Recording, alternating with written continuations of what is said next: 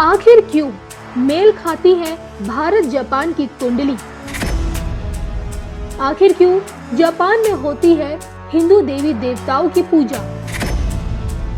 आखिर क्यों दो देश हैं एक दूसरे के पूरक?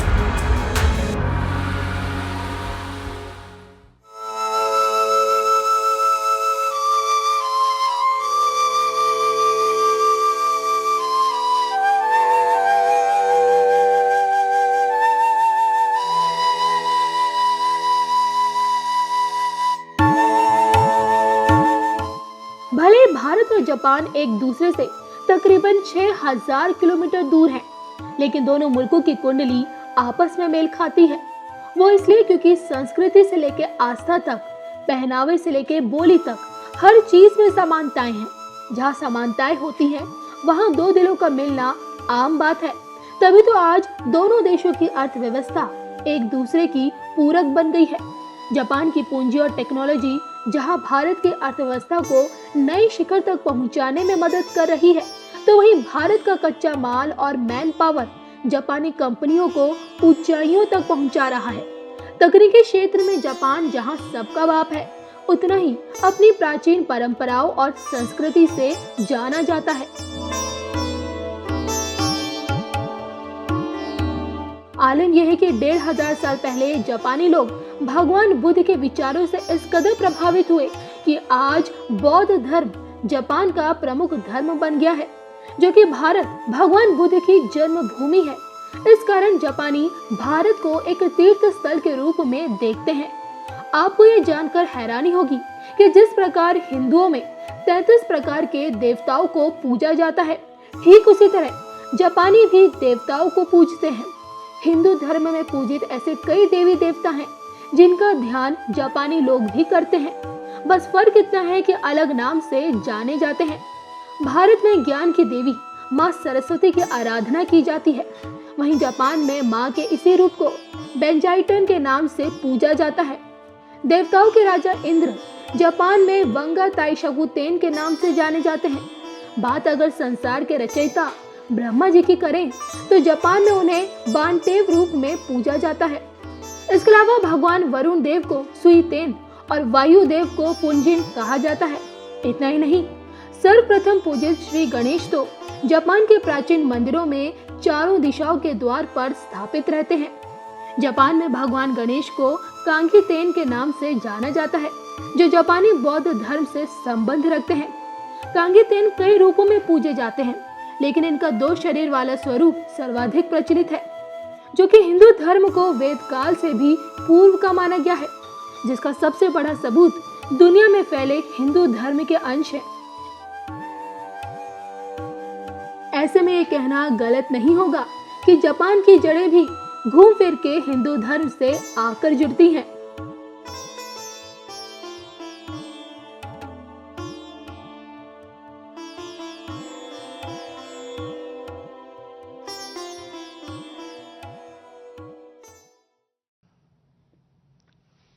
नमस्ते। नमस्ते मेरे प्यारे देशवासियों। कोरोना वैश्विक महामारी के खिलाफ भारत की लड़ाई बहुत मजबूती के साथ आगे बढ़ रही है। आप सभी देशवासियों की तपस्या, आपके त्याग की वजह से भारत अब तक कोरोना से होने वाले नुकसान को काफी हद तक टालने में सफल रहा है। आप लोगों ने कष्ट सहकर भी अपने देश को बचाया है, हमारे इस भारतवर्ष को बचाया है। मैं जानता हूं आपको कितनी दिक्कतें आई हैं। किसी को खाने की परेशानी, किसी को आने जाने की परेशानी, कोई घर परिवार से दूर है, लेकिन आप देश की खातिर एक अनुशासित सिपाही की तरह अपने कर्तव्य निभा रहे हैं। मैं आप सबको आदरपूर्वक नमन करता हूं। हमारे संविधान में जिस we the people of India, we the people of India की शक्ति की बात कही गई है, यही तो है वो। बाबा साहब डॉक्टर भीमराव अंबेडकर जी की जन्म जयंती पर हम भारत के लोगों की तरफ से अपनी सामूहिक शक्ति का ये प्रदर्शन, ये संकल्प बाबा साहब को सच्ची श्रद्धांजलि है। बाबा साहब का जीवन हमें हर चुनौती को अपनी संकल्प शक्ति और परिश्रम के बलबूते पर पार करने की निरंतर प्रेरणा देता है। मैं सभी देशवासियों की तरफ से बाबा साहब को नमन करता हूं। साथियों, ये देश के अलग अलग हिस्सों में अलग अलग त्योहारों का भी समय है और वैसे भी भारत तो उत्सवों से भरा रहता है, उत्सवों से हरा रहता है, उत्सवों के बीच खिलखिलाता रहता है। बैसाखी, पोहेला बैशाख, पुथांडू, बोहाग बिहू, बिशु के साथ अनेक राज्यों में नए वर्ष की शुरुआत हुई है। लॉकडाउन के इन बंधनों के बीच मैं देश के लोग जिस तरह नियमों का पालन कर रहे हैं, जितने संयम से अपने घरों में रहकर त्योहार बड़ी सादगीपूर्ण तरीके से मना रहे हैं, ये सारी बातें बहुत ही प्रेरक हैं, बहुत ही प्रशंसनीय है।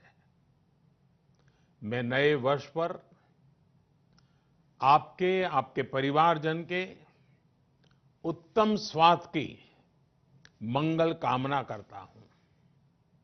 साथियों, आज पूरे विश्व में कोरोना वैश्विक महामारी की जो स्थिति है,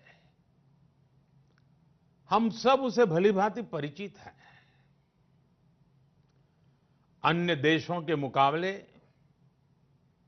भारत ने कैसे अपने यहां संक्रमण को रोकने के प्रयास किए,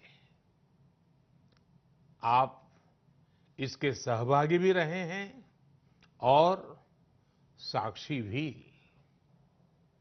जब हमारे यहां कोरोना का एक भी केस नहीं था,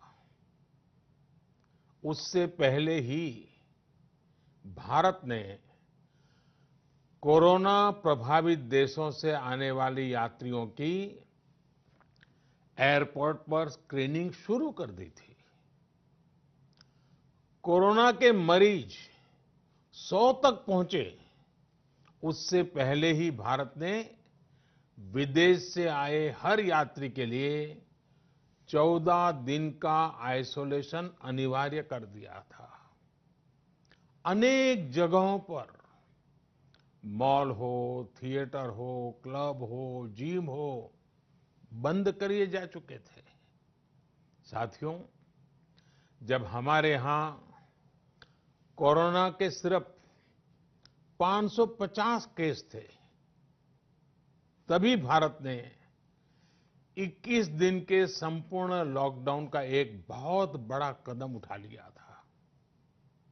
भारत ने समस्या बढ़ने का इंतजार नहीं किया, बल्कि जैसे ही समस्या दिखी, उसे तेजी से फैसले लेकर उसी समय रोकने का भरसक प्रयास किया।